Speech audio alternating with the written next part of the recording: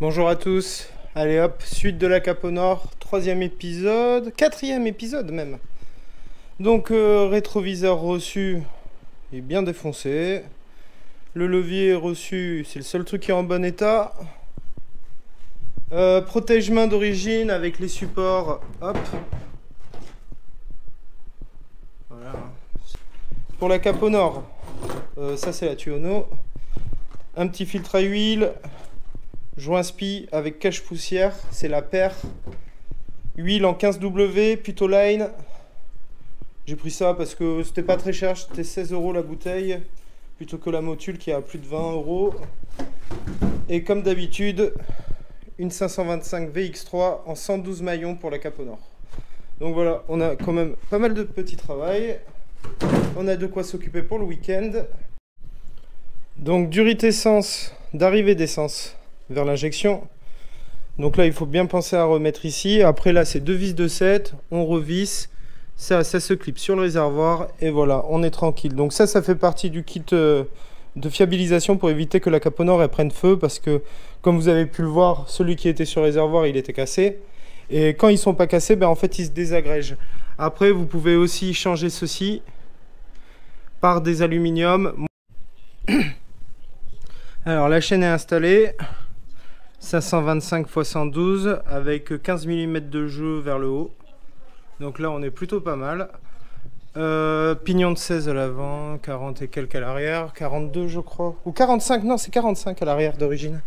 Et là j'ai mis la moto en l'air. Donc il y a plusieurs chandelles. Et celle qui est à droite sous le réservoir, c'est vraiment au cas où. Elle ne touche pas. La roue avant, avec le disque de frein, donc minimum 4,5 mm d'épaisseur. Voilà. Et là maintenant il va falloir retirer les fixations de tête fourche, les vis qui tiennent le tête fourche, pour pouvoir faire descendre chaque fourche et faire le changement des joints spi et de l'huile. Donc pour lui j'ai pris de la 15W. Et puis voilà, j'ai aussi profité, j'ai mis mon filtre à huile, mais bon ça vous avez déjà vu plein de fois, vous savez faire maintenant. Donc là, j'ai défait les vis en haut du tête-fourche supérieur et les deux du tête-fourche d'en bas. C'est du 10 mm et là, bien évidemment, c'est bloqué. Donc, je vais m'aider, je vais juste les écarter un petit peu avec un tournevis plat. Faut faire attention à comment on le rentre, parce qu'on peut massacrer la fourche. En tout cas, le chromage là. Et là, ça descend tout seul. Donc, j'ai à peine rentré le tournevis dans la fente.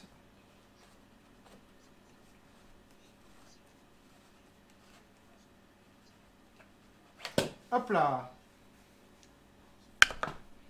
Et voilà. Fourche complète retirée. On va pouvoir en profiter pour la nettoyer complètement correctement. Là, ici, le bouchon en haut, c'est du 36. C'est un écrou 36 qu'il faut. Et il ne faut pas hésiter à enlever toutes les traces partout de rouille, etc. Il ne faut pas hésiter à frotter avec de la paille de fer, de la 000, voire même un poil de plus. Vous pouvez aussi mettre du belgum pour essayer de le récupérer. Voilà la fourche. Il ne doit pas y avoir beaucoup d'huile dedans parce que franchement, vu comment elle bouge. Donc si j'ai choisi de la 15W, c'est surtout pour la durcir. Toutes les premières phases de Cape au Nord, elles ont une fourche hyper molle. Et à partir de 2004, Aprilia a rajouté des cales, à augmenter la quantité d'huile à l'intérieur. Par exemple, les 2001-2003, elles ont 558 millilitres d'huile dans chaque fourche, alors que les 2004, elles ont 750 millilitres. Elles ont une cale normalement et peut-être même d'autres ressorts. Donc moi, ce que je vais faire, c'est que je vais partir sur 750 millilitres pour justement essayer de récupérer que ça soit que ça soit bien quoi, pour que ça soit un peu plus dur et que surtout la moto plonge moins au freinage. Donc là, j'ai commencé par défaire le bouchon. Le bouchon, c'est du 36. Hop. Donc là, il faut faire très attention. Wow, c'est plein de merde. Il va falloir tout nettoyer à fond. Donc bouchon déposé. Il reste quand même de l'huile. Alors c'est laquelle celle-là? C'est la gauche ou la droite? C'est celle qui a le joint spi qui est mort. Donc c'est celle de gauche. Donc là, ce que je fais, c'est que je pose tout à plat sur un chiffon par ordre de démontage. Là ensuite on a le ressort. Hop, on peut voir que l'huile est quand même assez blanche, comparée à celle qui est dans ma fourche au Lindt.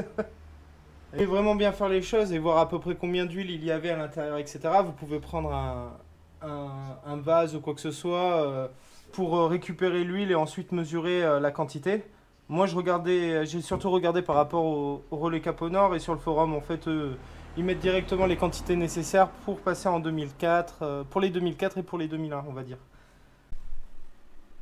Hop là, c'est bon, c'est passé. Mais bon, les deux bacs sont foutus. Ça, c'est la grosse qui va dans la fourche. Et ça, voilà, elle est foutue. Donc là, je suis pas très content aujourd'hui, quoi. J'aurais mieux fait de rien faire. Je vais devoir les commander. J'espère que ça va pas coûter trop cher parce que... Bah là, si jamais c'est le même prix que pour d'autres fourches, ça peut être très cher. Comme ça peut être 20 balles, comme ça peut être 150 balles, quoi. Donc je vais voir comment je vais pouvoir faire. Là je suis bloqué pour le coup. Soit j'attaque la deuxième fourche, soit je laisse tomber. Et l'autre fourche, juste je la nettoie et je re-remplis d'huile, je referme. Bah alors, suite donc au problème de la fourche gauche, la fourche droite est bonne, mais la fourche gauche elle est morte. Donc j'ai commandé une nouvelle fourche hier soir. Et ensuite j'ai réussi à trouver peut-être une solution pour les protège-mains, où il manque les fixations. Donc là, j'ai trouvé ça dans mon stock de pièces que je garde de côté. Donc des petites entretoises comme ceci. Donc mon but en gros, ça va être de les mettre comme ça.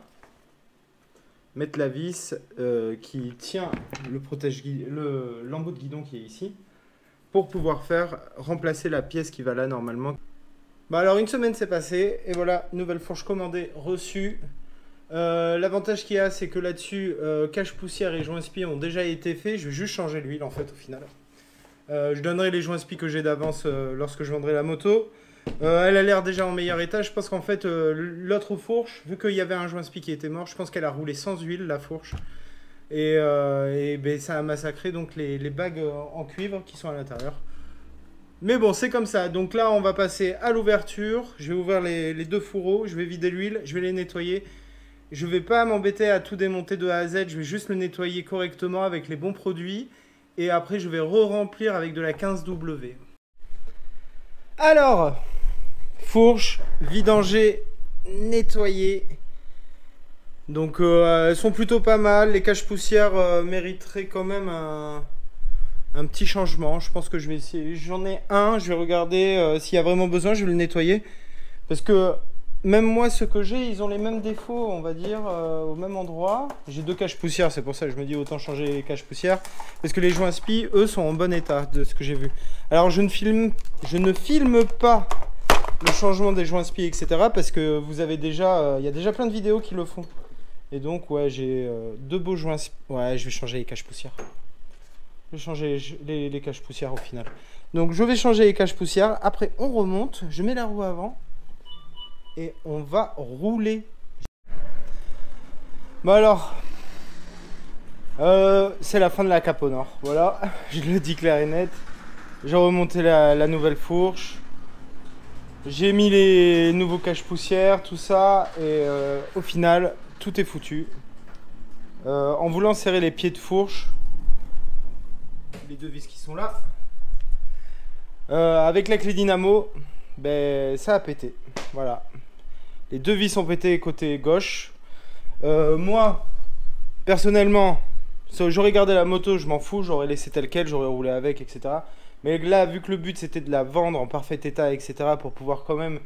Enfin voilà, t'achètes une moto à 2500, 3000 euros, parce que moi c'était les prix que je m'étais à peu près fixé, entre 2005 et 3000 euros, et donner quelque chose qui est complètement foiré, bah moi je me sens pas de le faire. Voilà, j'ai pas envie de faire ça, je trouve ça pas réglo.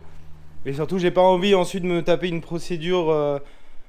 Enfin voilà, j'ai pas envie d'avoir plus de problèmes que ça. Donc en fait, j'ai vendu la Caponor 2000 balles, telle quelle. J'arrête les travaux, je change pas les pneus, je fais la carte grise. La moto est déjà vendue de toute façon. J'ai déjà quelqu'un qui la prend. Enfin, sauf s'il me fait un coup comme ça, vous voyez ce que je veux dire.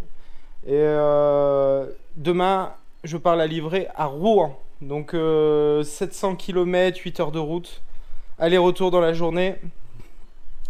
Je l'amène chez un monsieur qui a déjà une Cape au Nord bleue de 2002. Et en fait, lui, sa moto, ça fait plus de 2 ans qu'elle est en panne. Il a tout le faisceau électrique qui a cramé. Il y a 2 batteries qui ont implosé, etc. Donc, en fait, le monsieur, il n'est pas mécano et on lui a sorti des devis à plus de 1500 € de réparation, etc. Parce qu'il y a tout le faisceau à refaire, etc. Donc en fait, moi, ce monsieur, au départ, c'est lui qui devait acheter la Cape au Nord. Il devait aller chercher la Cape au Nord, sauf qu'en fait, il n'avait pas le moyen d'aller la récupérer et de l'amener à Rouen, etc. Donc en fait, moi, je l'ai acheté entre-temps. Je lui ai un peu volé l'occasion, on va dire. Et on s'est mis d'accord, 2000 €. Je viens chez lui, je lui mets la fourche qu'il a déjà, je lui mets les jantes qu'il a déjà avec les pneus qu'il a déjà qui sont déjà en bon état. Et fin de l'histoire. La moto, de toute façon, elle est faite. Elle est réglée. Il y a tout qui va bien. On va pas se prendre la tête. Ça sert à rien que j'aille plus loin. J'ai pas envie de. Si j'investis plus, je perds de l'argent. Donc là, la vidange, elle est faite. Liquide de refroidissement, c'est fait. L'huile, c'est fait. Les freins, ils sont purgés. La carte 4 fiches 2011. Batterie neuve. Régulateur. Oui, régulateur fiabilisé, on va dire. Kitchen neuf, voilà. Donc, fin de l'histoire. Je remonte la Cape au Nord. Je mets les carénages dans la voiture. Je remonte la fourche pétée. Tant pis. Et une fois arrivé chez lui, on fera l'échange des pièces. Et comme ça, il est content. Moi, je suis débarrassé et je perds pas trop d'argent. En gros, je vais perdre 200 € à peu près dessus, voilà. La carte grise ou quoi. Mais de toute façon, la carte grise, j'étais obligé de la faire dans tous les cas. Donc, ça me fait un peu chier de finir l'histoire de la Cape au Nord comme ça, je vous avoue. Ça me fait chier, mais bon. Est-ce qu'il vaut mieux pas que je m'arrête là plutôt que j'aille encore plus m'endetter, que je passe un mois à me prendre la tête, que j'achète encore une deuxième fourche? Parce que la première, de toute façon, elle est inutilisable. Elle est foutue. Et la deuxième, j'ai cassé les vis dans le pied de fourche. Donc, et après, j'ai tout démonté. On peut voir, j'ai démonté, j'ai pété les plombs. J'avoue, j'ai pété les plombs. Ça m'a fait péter les plombs en fait. Ça m'a fait péter les plombs. Parce que je fais les choses dans les règles. Je suis avec la clé dynamométrique. Et ça pète quand même. Donc, je savais déjà sur mon ancienne Cape au Nord, j'avais déjà eu le problème. J'avais déjà cassé une vis. J'étais juste avec une clé plate. J'avais pas. Ça casse direct. Des vis de 6, c'est pas bon. Vous voyez, c'est un diamètre 6 la vis, c'est pas bon parce qu'en fait, il suffit qu'elle soit un peu fragilisée ou étirée ou que quelqu'un l'ait serrée trop fort déjà dans le passé et en fait, ça pète direct. Mais bon. Écoutez, c'est une leçon de plus dans la vie. Hein.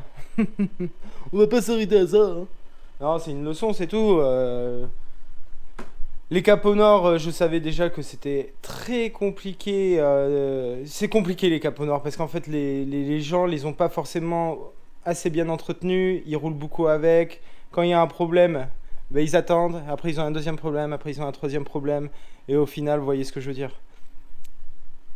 Ce qui m'embête le plus, en fait, c'est de pas l'avoir roulé, c'est pas avoir fini le projet, pas vous faire une bonne vidéo. Mais moi, en fait, là, j'ai saturé. Je suis au max. Je suis saturé, j'ai plus d'argent, j'ai pas d'argent. Si jamais je continue à investir, je vais perdre de l'argent. Et c'est pas le but. Le but, c'est que ça fasse plaisir à quelqu'un quand même. Donc le travail qui a été fait dessus, moi ça me dérange pas de l'avoir fait, bien au contraire, ça me faisait plaisir. Mais plus jamais de ma vie je touchais une fourche. Voilà, la prochaine fois. Vous voyez pourquoi la fourche au Lince je l'ai envoyée à Pascou? Même moi je me suis dit bon c'est une fourche normale, je vais le faire, c'est tranquille, c'est même pas une fourche inversée. Non mais c'est mort. Plus jamais de ma vie je touche une fourche, un amortisseur, c'est mort. Je touche plus à ça. Je touche plus à ça, c'est pas fait pour moi tout ça, c'est trop... Entre les bagues de friction qui sont dans les fourreaux, qui sont là-dedans, qui veulent pas se retirer. Moi, je sais pas comment on les retire, j'ai pas l'outillage, je vais pas dépenser 200 € d'outillage pour pouvoir faire une fourche tous les 4 ans. La fourche, j'aurais dû la prendre et l'amener directement dans un garage et qui se démerde avec. Voilà, c'est tout. Payer pour un professionnel, que ce soit un professionnel qui le fasse. Voilà.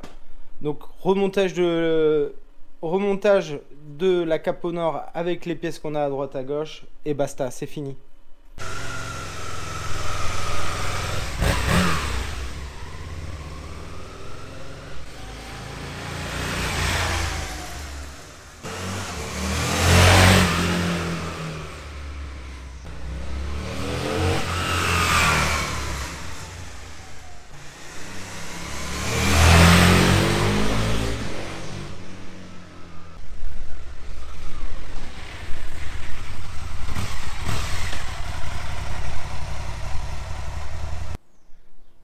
nickel, hein. Même avec une fourche sans huile dedans, sans joint spi, sans cache-poussière.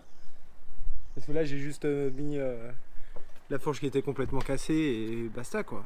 Je vais pas me prendre la tête, on va remplacer les pièces par celles qui sont bonnes du monsieur. Et là elle est nickel. Elle roule bien. La carto c'est bien la 4 fiches, elle reprend très tôt et tout. Elle est plutôt pas mal hein, franchement. Franchement je suis déçu de devoir la vendre comme ça. Très déçu. Mais bon, ce n'est que partie remise. On sait pas ce que l'avenir va nous réserver, donc on va croiser les doigts pour que ça soit pas la... Ça se finit pas si mal, c'est ça surtout que moi je me dis, c'est que c'est pas une histoire qui se finit si mal que ça, c'est juste que moi j'arrive au bout des finances, je m'arrête là, je perds pas d'argent, j'en gagne pas forcément non plus, parce que comme je fais le transport dans les 2000 €, je fais le transport jusqu'à Rouen aller-retour, donc bon. C'est 110 € aller au moins et 110 € retour, donc c'est mieux que rien. Parti ce matin à 6h30 d'Arcachon, arrivé à Rouen pour 14h30 à peu près. J'ai dû faire une demi-heure de pause, voire un petit peu plus, 3/4 d'heure de pause sur le trajet. Histoire de bien manger surtout parce que ce matin c'était pas facile. Là, à partir de nuit ce matin c'était vraiment pas facile. Hein. Ouh là là, j'avais pas beaucoup dormi en plus donc... Donc là on va aller chez le monsieur. Une fois qu'on est chez le monsieur, chez le nouveau propriétaire, on va transférer les pièces, on va faire les papiers, etc. Et après j'essaierai de vous faire une vidéo de la moto une fois finie, remontée, etc. Donc c'est un projet pas terminé à 100% mais à 90% parce que il me restait que la bobine à changer. Bon la fourche j'ai fait de la merde, c'est de ma faute. Ça m'apprendra à utiliser une clé plate au lieu d'utiliser une clé dynamo pour une fois.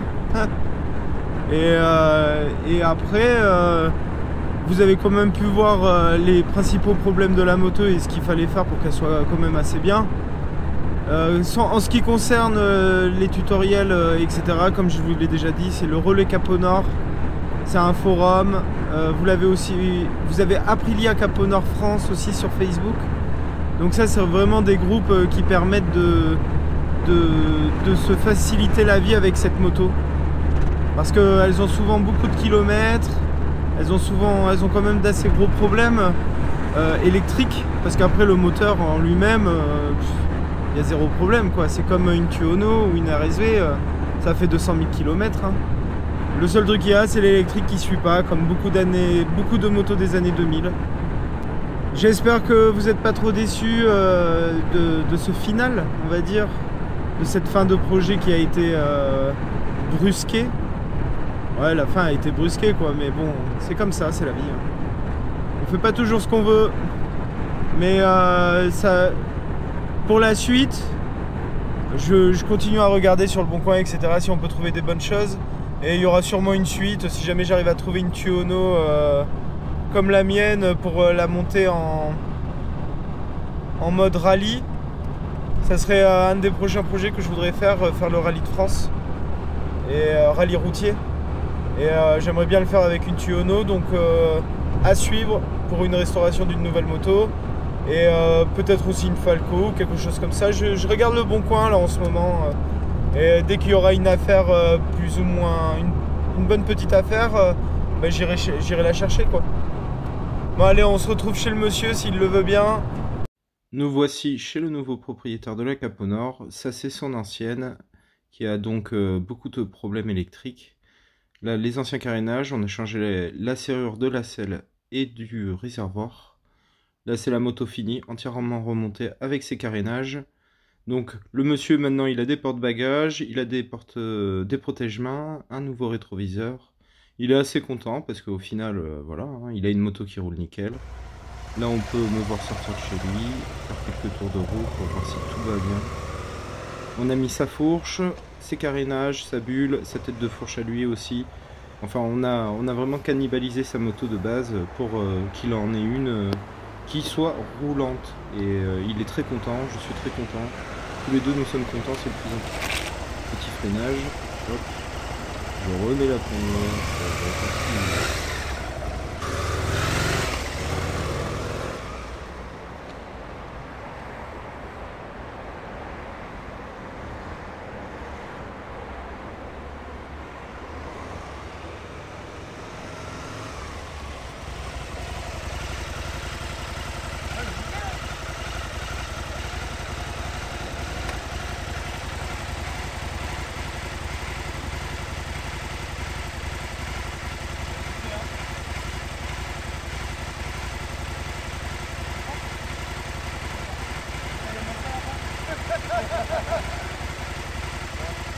Alors là, si jamais il y a trop de choses à faire, tous les décapoteurs, on peut les faire, aujourd'hui, on peut faire ça.